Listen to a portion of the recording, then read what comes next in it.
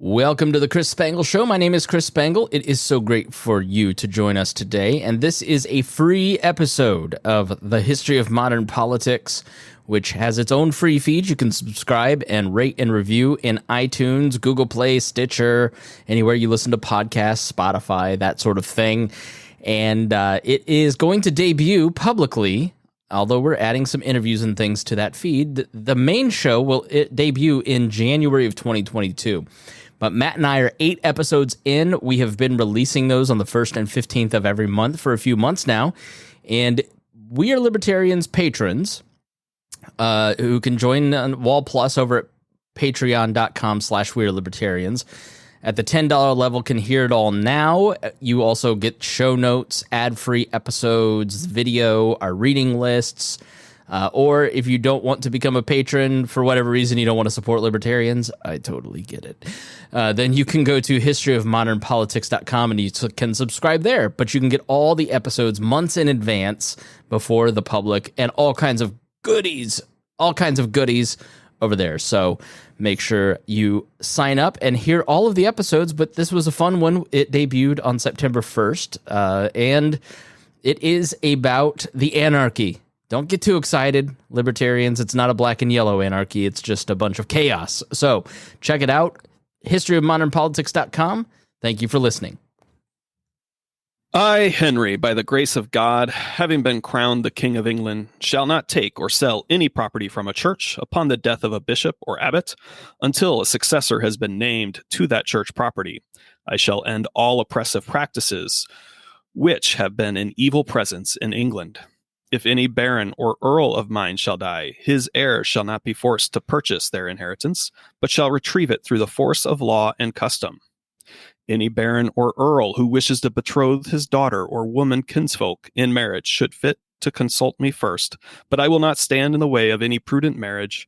Any widow who wishes to marry should consult with me, but I shall abide by the wishes of her close relatives, the other barons and earls. I will not allow her to marry one of my enemies.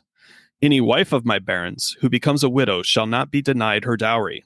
She shall be allowed to remarry according to her wishes, so long as she maintains the integrity of her body in a lawful manner.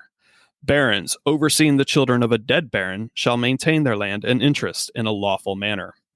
Common seignorages took in the cities and counties, which was not taken in the time of Edward I, shall henceforth be forbidden. I shall remit all debts and pleas which were owing to my brother, except those which were lawfully made through an inheritance. If any of my barons should grow feeble and give away money or other possessions, these shall be honored so long as their heirs are properly remembered. Gifts given by feeble barons under force of arms shall not be enforced. If any of my barons commits a crime, he shall not bind himself to the crown with a payment, as was done in the time of my father and brother, but shall stand for the crime as was the custom and law before the time of my father, and make amends as appropriate. Anyone guilty of treachery or other heinous crime shall make proper amends. I forgive all murders committed before I was crowned. Subsequent murders shall stand before the justice of the crown. With the common consent of my barons, I shall maintain all the forests as was done in the time of my father. Those knights who render military service and horses shall not be required to give grain or farm goods to me. I impose a strict peace on the land and command it to be maintained. I restore the law of King Edward and the amendments which my father introduced upon the advice of his barons. Anything taken from me after the death of my father shall be returned immediately, without fine. If it is not returned, a heavy fine shall be enforced.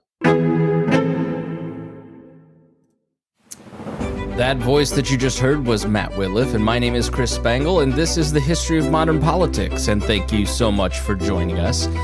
You can hear all of our episodes at historyofmodernpolitics.com. If you are listening on our public feed, then you can get early access to all of our episodes by becoming a subscriber to HMP Plus, or if you're a We Are Libertarians Plus subscriber on our Patreon. Thank you so much for joining us. You'll also get all of our reading lists, our detailed show notes, and video of these episodes. So it's a great deal and a great way to support this show. If you're getting value out of this, then give value back to us. We appreciate your time. Now, Matt, What did you just read? That's a little bit different than our typical cold open. So tell us about that introduction. Yes, so that introduction was known as the Coronation Charter of King Henry I. We'll get to him later in this episode. It was issued in the year 1100, and this charter is also referred to as the Charter of Liberties. This becomes an important foundational piece of maybe not quite legislation, right, but at least custom that will lead us up towards the development of common law and, importantly, the Magna Carta. So today we're going to explore the Norman kings of England after following up from last episode where William the Conqueror came in and took the crown. So we're going to follow the years from 1066 onward to about 1153 here today.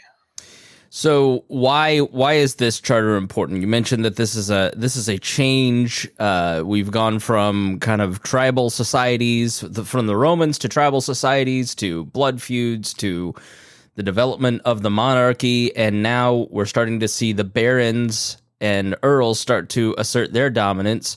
Why is this a notable moment in English history?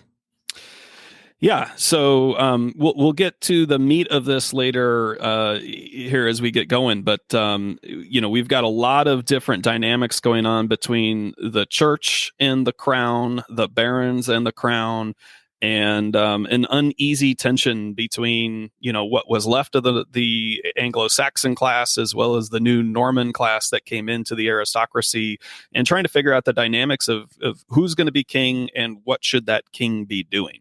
Yeah, so in the last episode, it's like when you watch The Sopranos, you always had the setup episode. Now, this is where you get to the wholesale change, basically, in the English aristocracy, because 1066 and William the Conqueror's win at the Battle of Hastings cannot be understated in terms of how it completely changed England. And you go from the Anglo-Saxons to the Anglo-Normans, from English to French, essentially, from wars with Danes to wars with the French, basically. The French, as we've seen in past episodes, were all warring with each other, and now William comes over, and the Normans come over to England and take over that property to then use as a base to launch other attacks outside of Normandy. And you see the English political system start to evolve, and the ongoing Anglo-French struggles and the reaction of the English aristocracy from that, and it starts to get really good. This is one of my favorite periods over the next few hundred years, from William the Conqueror to the Plantagenets, which are all fascinating, the Magna Carta, and you see a lot of dynamic battles. This is the era that the Game of Thrones is kind of based on. So if you read Dan Jones' The Plantagenets, that's kind of the real history version of the Game of Thrones. So that's sort of the period that we're entering here. So let's start. We had a lot of conflict and controversy out of the Battle of Hastings and the setup to that, Matt. So that dust doesn't settle once William the Conqueror wins. What happens once William the Conqueror takes over and has been crowned the King of England? Yeah, I mean, not really surprisingly, it's not like, okay, yes, everything is happy. We have a new outsider king, right? So yeah, exactly. We've got a conquering outsider, and William really has to deal with the Anglo-Saxons who are left, the English people. All those earls and lords and landowners who had to make their decision between the French side or the English side. Those people who stayed English, they still have power, and they still have to be subdued in the mind of William the Conqueror. Hence, that's right, the name Conqueror.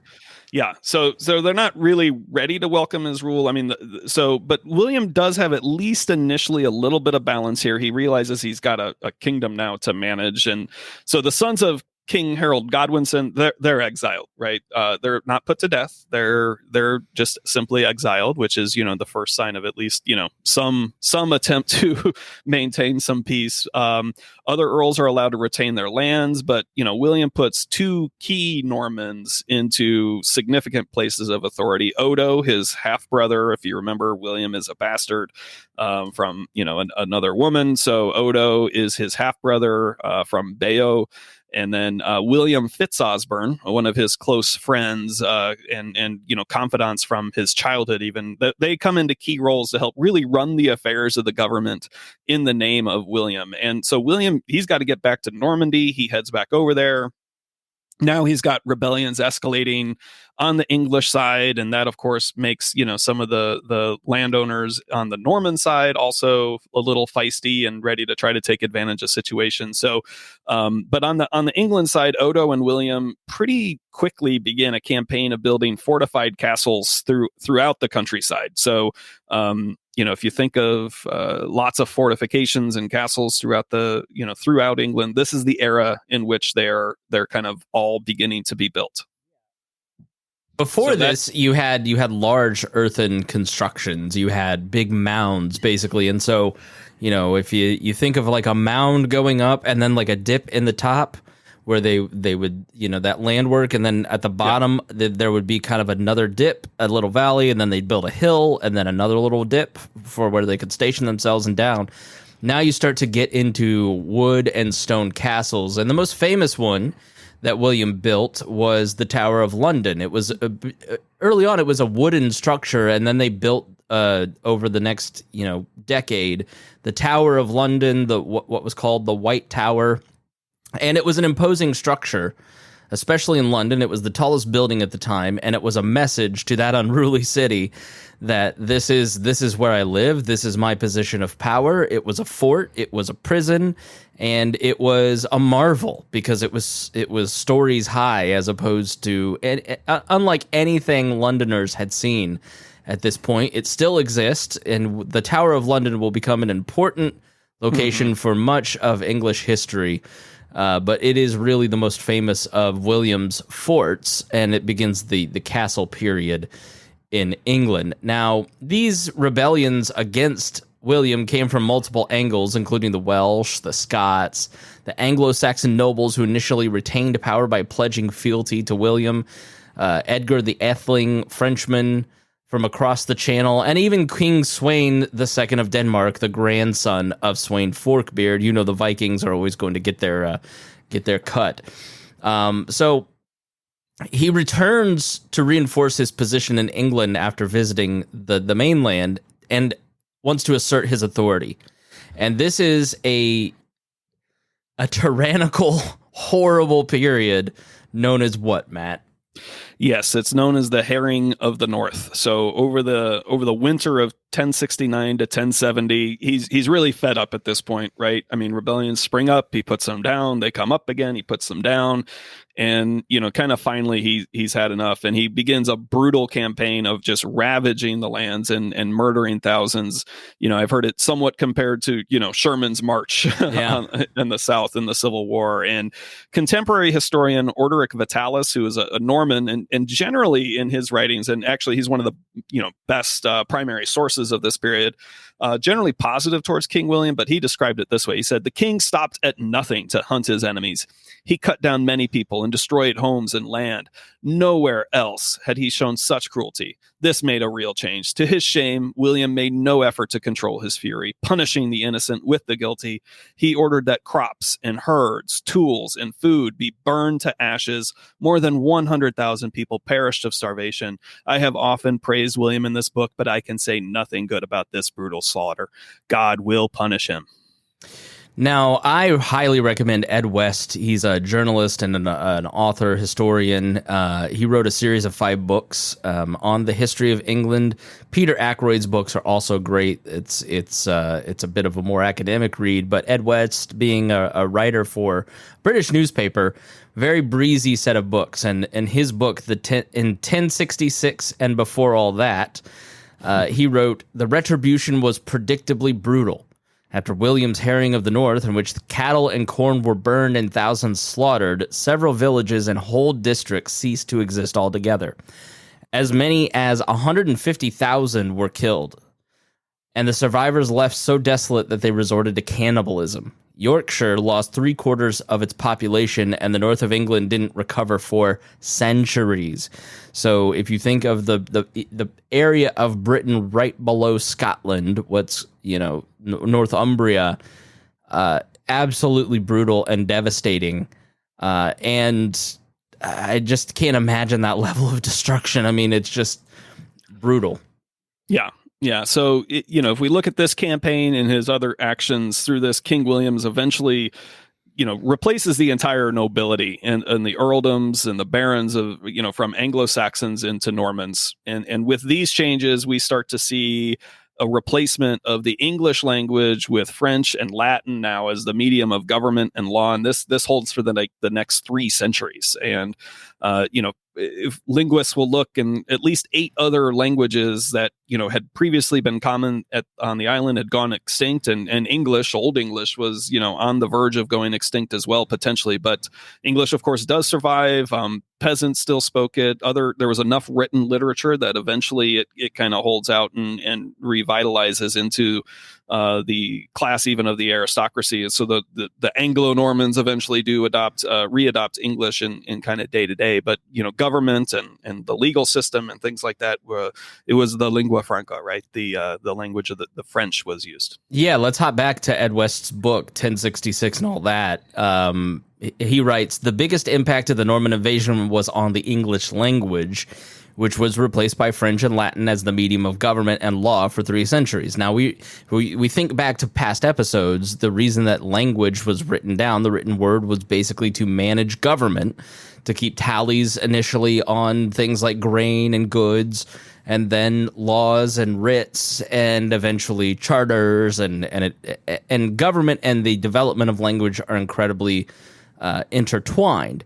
And so now he continues, it might well have gone extinct, but just as at least 8 previous native languages of England had been, most likely the sheer weight of numbers of English speakers helped it survive. So if there hadn't been so many Englishmen, that island would be speaking French. Now, he continues, today, at least a quarter and as many as half of English words are of French origin, and the Norman invasion helped to add great nuance to the language. French words are usually more formal or aristocratic sounding, ascend rather than rise, status rather than standing, mansion rather than house, cordial rather than hearty. Almost all words relating to government and justice are Norman, including prison, jury, felony, traitor, govern, and of course justice. Likewise, titles are mostly Norman French, including sovereign, prince, duke, and baron, although not king or lord. And the most famous contrast is between the words for beasts in the field and those on the plate, since English words for animals, pig, scup, queue, survived, while French terms for the dishes, horse, mutton, bœuf, took over. So words for semi-skilled trades like baker or shoemaker are Anglo-Saxon, while highly skilled, well-paid professions like mason and tailor are French. And it's why English has so many duplicate words, because you basically had the melding of 2 words at the beginning of writing, Matt, and it left us with a complicated language to learn.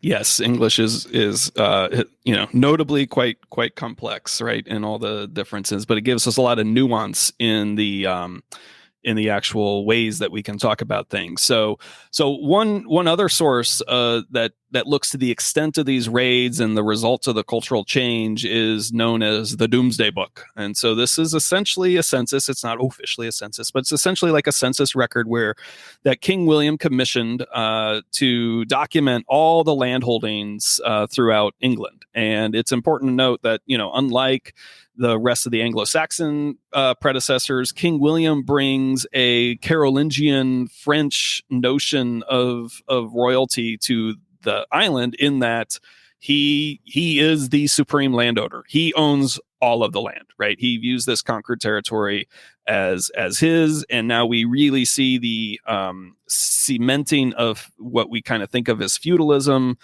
that comes in this era of the Norman rule. And so he holds all of the land, and everybody else is just a subordinate fief to King William as the tenant in chief. And so as we talk about the commissioning of the Doomsday Book, the Anglo-Saxon Chronicle tells us that William said this: after the king had a large meeting, very deep consultation with his council about his land and how it was occupied and what sort of men, he then sent his men all over England into each shire, commissioning them to find out how many hundreds of hides were there in the shire, what land the king had himself, and what stock upon the land, or what dues he ought to have had from the year from the shire. Also, he commissioned them to record in writing how much land his archbishops had, and his diocesan bishops, and his abbots, and his earls, and though I may be prolix and tedious, what or how much each man had, and who was the occupier of land in England, and either land and stock, or how much money it was worth. So very narrowly indeed did he commission them to trace it out, so that there was not a single hide, nor a yard of land, nay, moreover, that not even an ox, nor a cow, nor a swine was left, and not set down in his writs. And all of the recorded particulars were afterwards brought to him. Now, the book helps us get a great insight into the political and economic organization of medieval England, and starting with the counties down to hundreds, which are the next level of subdivision within a county. So in America, in Indiana at least, we have townships, for instance. The origin of the term hundred is not fully known, and it is not fully consistent. It may have been used to denote the amount of land that can contribute 100 fighting men to the king, or sufficient land for 100 hides. So while we're at it, let's get into some of the units of measurement that tie all this together, because this stuff is important. Understanding units of measurement are important for understanding history. Now, the hide was to represent the amount of land that could support one household for a year. And this unit of measurement was also used to levy taxes and to determine other feudal obligations such as militia service and food rent. In the Domesday Book, we see that one hide typically produces 1 pound of revenue per year. The pound represented 1 pound, or 240 pence of silver coin. Now, a hide was roughly 120 acres. An acre was not always a consistent measure, nor was a hide, obviously. But it generally represented the amount of land that one man with one ox could till in one day. And if you've ever been curious about old units of measurements like furlongs, rods, and chains, then go do some extra reading about the history of an acre. It's all about the oxen, baby. That's right. So if we go back to the Domesday Book now, each named place, and there's 13,418 listed places in the Domesday Book, is identified with its tenant-in-chief, right? And that's who is directly subordinate to the king, and any other lords who held land under the tenant-in-chief, and accounting of the households, property value, other resources like churches and mills. So we're going to take a look at a sample entry. This is all found online at the Open Domesday Project. So we're going to start with looking at the landholders, and King William himself holds 2,360 places directly under his name, where there's no other tenant-in-chief under him. The second most common landowner was Count Robert of Mortain, who owned 994 places. So we're gonna drill down and look at one of Robert's ownerships, one of his pieces of land. And so we go to Yorkshire. This is the area, like Chris was talking about earlier, kind of in the middle north. Within Yorkshire, there were 2,039 places in that county, in that shire. And the largest was Sherburn, which was in the hundred of Barkston. It had 233 households, definitely one of the larger ones. It quickly drips down, and having anything over 30 is actually a fairly large place at this time. If we go into that hundred of Barkston, where Sherburn was the largest, and we can find one of Count Robert of Mortain's particular land holdings, and that was in the little town of Clifford. And in this land of Clifford, there were just three households, 3 villagers.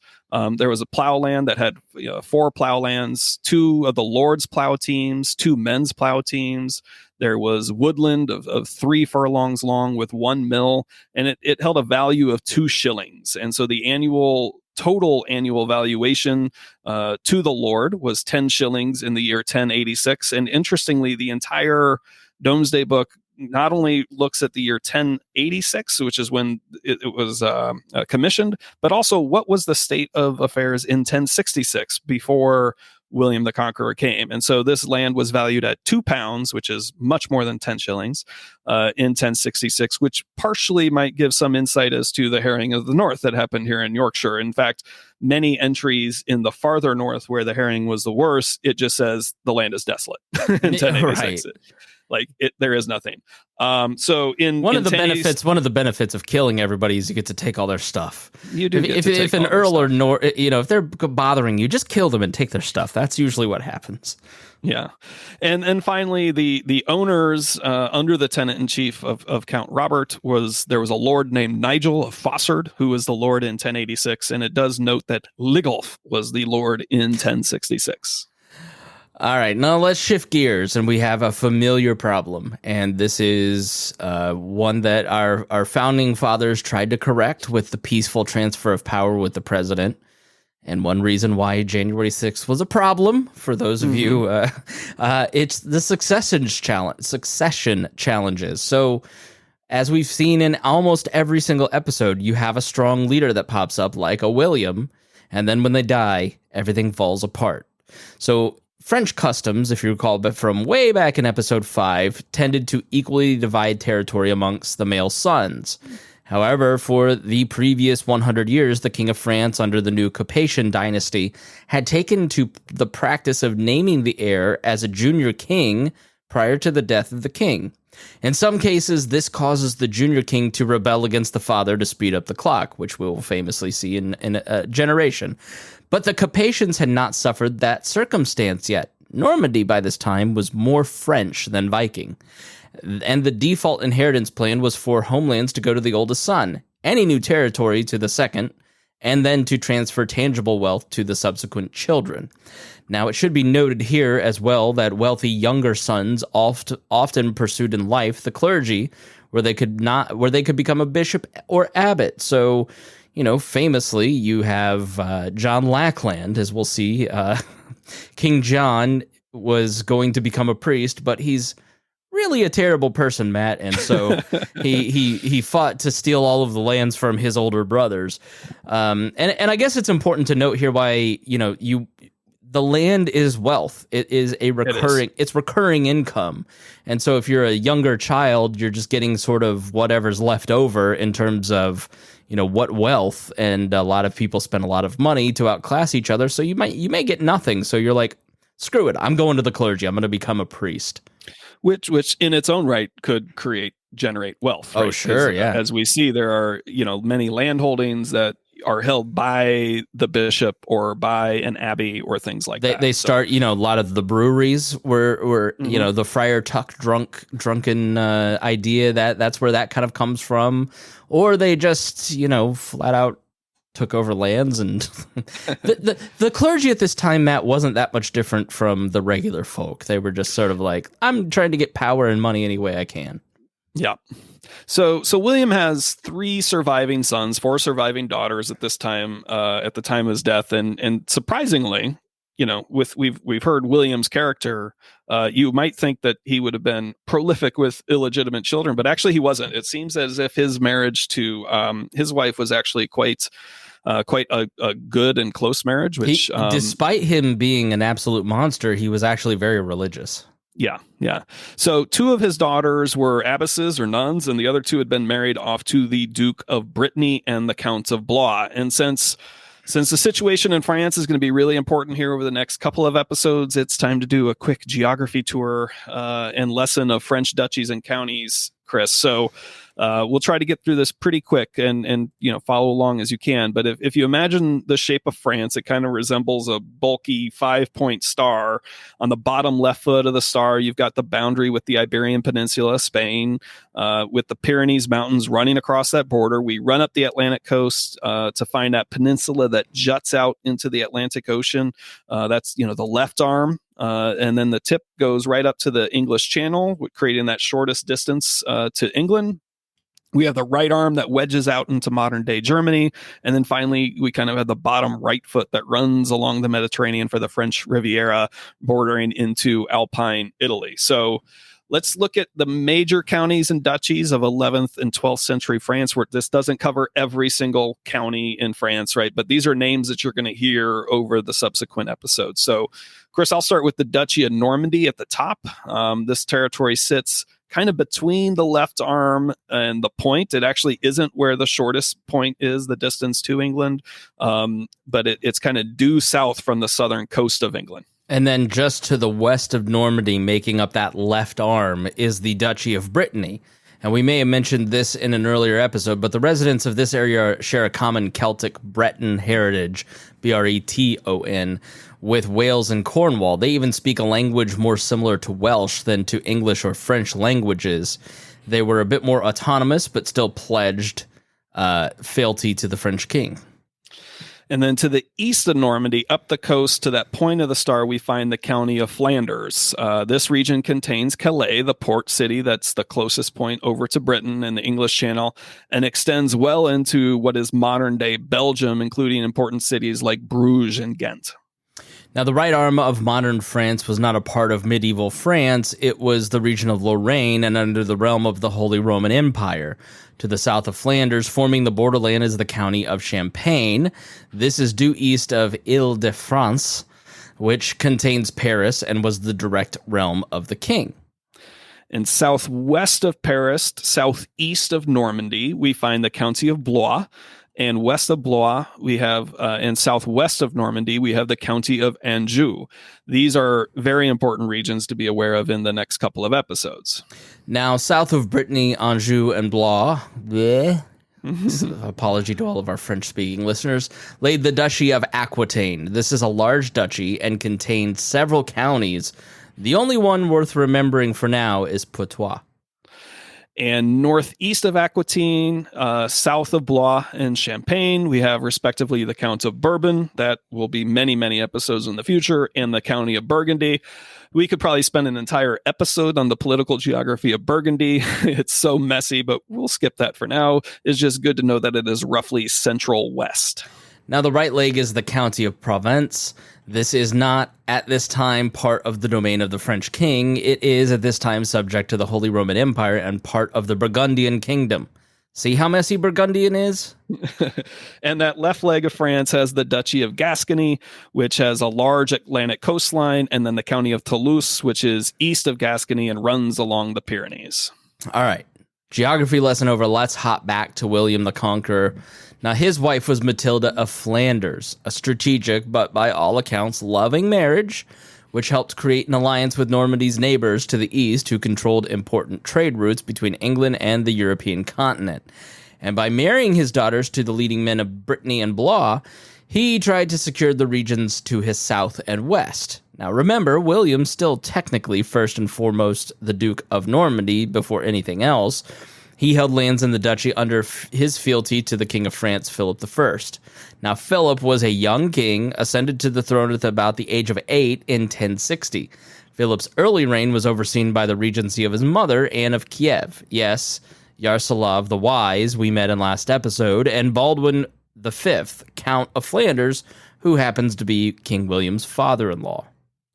Right. And so William's sons, he's got an oldest son nicknamed Curtos, which is like short pants, is Robert Curtos. And he did not really get along with his fathers or brothers. He started rebelling against King William from the other side, from Normandy. And so when William died, he initially was thinking of disinheriting Robert, but, settled on leaving him as the eldest son, the ancestral home, and French tradition, namely the Duchy of Normandy. But that gives his second son, William, who is nicknamed Rufus, probably because of red hair or something like that, that gives him the Kingdom of England. So, and then finally, the youngest son, Henry, was given vast sums of money to go buy land for yourself. So King William II had a reign that lasted from 1087 to 1100. It was similar to that of his father, where he fought off rebellions, fighting amongst his brothers, and also focused on taking territory in France. Now, he eventually ruled Normandy as regent when Robert needed money to fight in the First Crusade and mortgaged it to him. Now, we're going to talk more about the Crusades in the next episode, but William died in a hunting accident and had no wife or children. And was this the death that was sort of a mysterious hunting accident? Yeah, there's definitely speculation that Henry may have had a hand in this. Yes, anytime you hear a king dies in a hunting accident, there's not much of an investigation, but it's always a little fuzzy based when you're a historian looking backwards. Now, the younger brother Henry was with him and quickly moved into action. Wink, Wink. Riding directly to Winchester to seize the treasury and position himself as the next king. He was elected the next day using the symbolic coronation by the Bishop of London to cement his power. Now, Matt, Henry was immediately faced with three political problems. Go ahead. The earls and barons did not really accept him. There's antagonism from the church, especially the Archbishop Anselm of Canterbury. And then the native Anglo-Saxon population was not really receptive to the new king. And these challenges, along with the fact that Henry was actually very well educated and had a good understanding of law and history, leads him to issuing the coronation charter, which we discussed in the opening. It is, and also just really quick of note, as bad as William the Conqueror might have been, William Rufus was just horrible, and he didn't have the strength or, kind of command and power that his father had. He was just a bad king and, abused people. And so a lot of that was referenced in that coronation charter of like, I'm not going to do what my brother did. Right. It was basically him saying, hey, sorry for my a-hole brother, but here's how I'll be better. But he was still very much a Norman king, King Henry I. But he made attempts to utilize older Anglo-Saxon customs to further legitimize his power. As we see, when you're new and you come into England, you act like the old guys and appeal to tradition to solidify your bona fides. Now, during his long reign from 1100 to 1135, he began to solidify the structure of law and government bureaucracy that starts a new chapter in English politics. We'll visit these in greater detail in a future episode. But he took Edith, daughter of King Malcolm III of Scotland, as his wife, and Edith's mother was Margaret from the old House of Wessex, born in Hungary to Edward the Exile and sister of Edgar Atheling. So you see those Anglo-Saxon threads. This was proved to be a strategic marriage as it linked Henry's heirs to both Norman and Anglo-Saxon royal bloodlines, and Edith changed her name to the Norman equivalent of Mathilda, or Matilda in modern English, as we see a lot in this era. Yep. So Henry's reign is marked by ongoing battles of land and power in France, and as he struggles to rule England, and his counterpart now, King of France, Louis VI, reigning 1108 to 1137, he's the first Capetian king of the French to really start making headway and gaining more power. So prior to Louis VI, the kings of France really held power mostly around Paris in that Ile-de-France region, and the rest of the French lands were controlled largely by the counts and dukes, who were nominally, pledged fealty to the king, but held a lot of power in their own right. And so Louis sought to strengthen his power.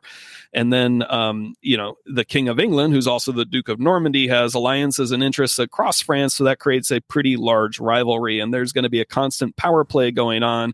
We can't really get into all of the details here in our story. That would just take far too long. Henry has a bunch of children, maybe as close to 30. Wow. most of them illegitimate. And while his father's illegitimacy was accepted in Normandy in about 100 years earlier, by this time England definitely has a different culture, and even in Normandy the legitimacy had become a much more important issue as the church has become more conservative and more powerful, and wants to ensure that marriages are legitimate and children's are legitimate. So the only child who lived into adulthood that could be the heir under typical rules is William, and he's known as William Adelin, which is kind of a Norman attempt to say the word Atheling from the Anglo-Saxon era, which means he's of princely blood, and then a daughter named Matilda. So William was the heir apparent, again, another William, born in 1103, and he was married to the daughter, of Fulk V of Anjou, who we will discuss in the next episode, in 1119. Now, Henry did not want to show homage to King Louis VI, so he negotiated, and this is a combination of diplomacy and military battles to get there, when we say negotiation in the medieval world, for William to pay homage to Louis as a proxy of the Duke of Normandy. Now, things looked headed to be towards a peace and stability when tragedy struck. William died in the tragic White Ship incident in 1120 when attempting to cross the English Channel in November, when the drunken celebrations came to a cold end upon striking a giant rock. There was only one survivor out of 300 aboard the ship. I think it was a cook who it was or a butcher, maybe. Yeah, it was, or the brewer. I think it was the brewer. Yeah. But this white ship incident is a pivotal turning point in English history. I think Dan Snow starts in his Plantagenet book with it because it sets up what's known as the Anarchy. But definitely look up the white ship incident. Now, Matilda was 1 year older than William and had been married off to Henry V, the Holy Roman Emperor in 1114 at the age of 12. Now, she gained practical ruling experience serving as regent of on her husband's behalf at the times. But Henry died in 1125 and Matilda returned to England. Now, King Henry had married a second wife in hopes of having another male heir. But upon Matilda's return, he contemplated a new option. In December 1126, he made the barons pledge an oath that they would support Matilda as his heir to their throne, which, I don't know, the Lady King. A woman? What? How's that going to work? How could that possibly work? So let's see how it works. That leads us to the anarchy. And so libertarians, don't get too excited. Please, this is not a black and yellow anarchy. This is not that type of anarchy. It's really another succession crisis and a civil war, a good old civil war. So this era receives its name as the anarchy from a 19th century historian due to the, quote, widespread breakdown of law and order. But this notion has really been mostly debunked. The period before and after the war isn't necessarily any more chaotic one way or the other, given that even with the Civil War in place. So with Matilda's return from Germany, and by this time she is referring to herself in documents and all over the place as Empress Matilda. She's holding that name from her husband, her dead husband now. Her father looks to find an acceptable new husband for her. So strategically, this leads to a marriage with Geoffrey Plantagenet. You've heard Chris mention the Plantagenets several times. This is where we get the name. He is the son of Fulk, Count of Anjou. Yeah, you might remember this name from earlier in the episode. King Henry has previously arranged for his heir, William Adelin, to marry Fulk's daughter. Now he turns and goes the other way to get his daughter to marry Fulk's son. When William died on that white ship incident, King Henry tried to get the marriage dowry returned, which led to a big rift between them.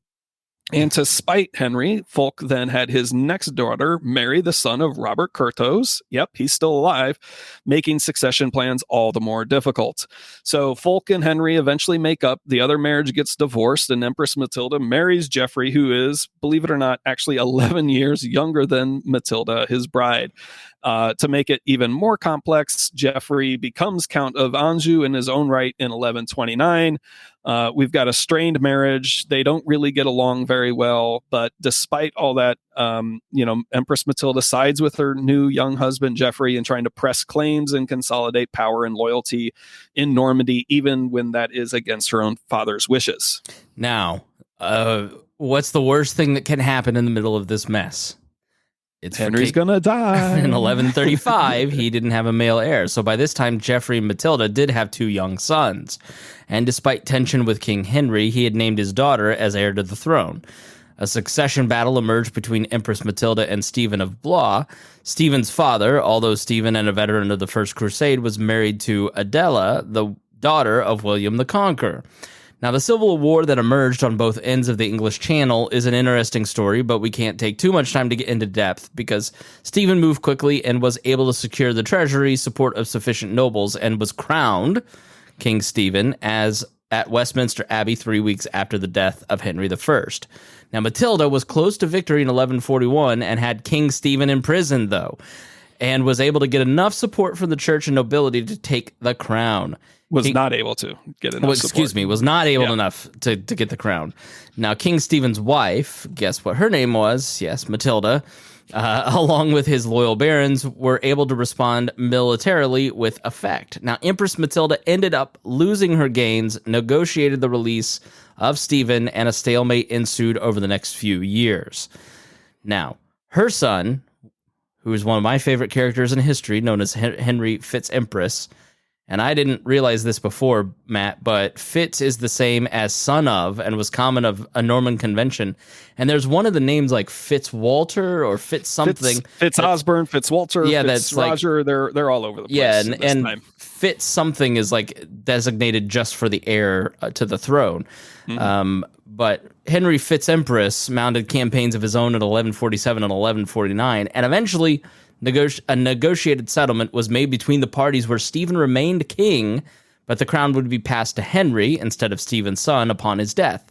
Now, Stephen died in 1154, putting the official end to the anarchy with the coronation of King Henry II, the first I can't ever say this Angevin Plantagenet King of England, and I can't wait to talk about King Henry II because he's a total nut. Yeah. But effective.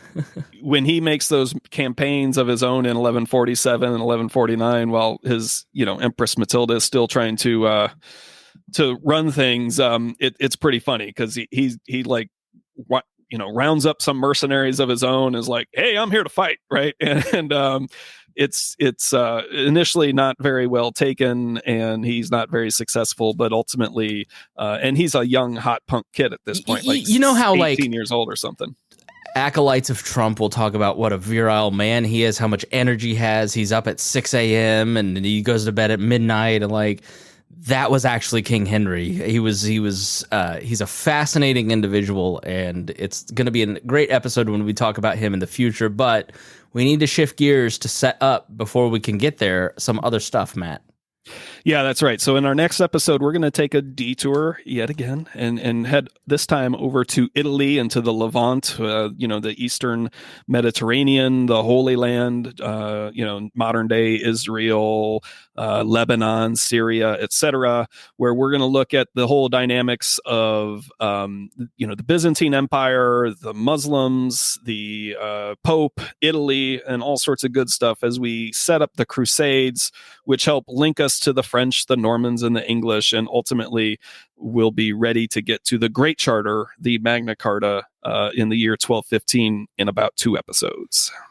Well, that does it for this episode of the History of Modern Politics. Again, if you enjoyed this, then please spread the word. That's the best way to help this podcast grow. This is a labor of love. We're both enjoying doing this, and thank you so much if you've written in and said how much you're enjoying the episode. We hadn't had much feedback until this past week when we got a brand new logo, and people said they both like that and the podcast. So I had done the first logo, and then I had somebody do this logo, which is why this one looks... The first one was okay, and then you saw the new one, and you're like, wow, that's what a good logo looks like for this podcast. So thank you to Good Cuff Designs and Brendan Goodcuff for doing a great job as always. And we appreciate you. Make sure you go check out the outline, the reading list. There's so many great books on this period that I've recommended in our reading lists. You can watch the video. You can get these shows ad-free and months in advance if you go to historyofmodernpolitics.com and sign up there, or if you're a We Are Libertarians patron of $10 a month or more. So thank you, Matt. Thank you, Chris. Thank you. And thank you so much to our listeners. We will see you in a couple weeks.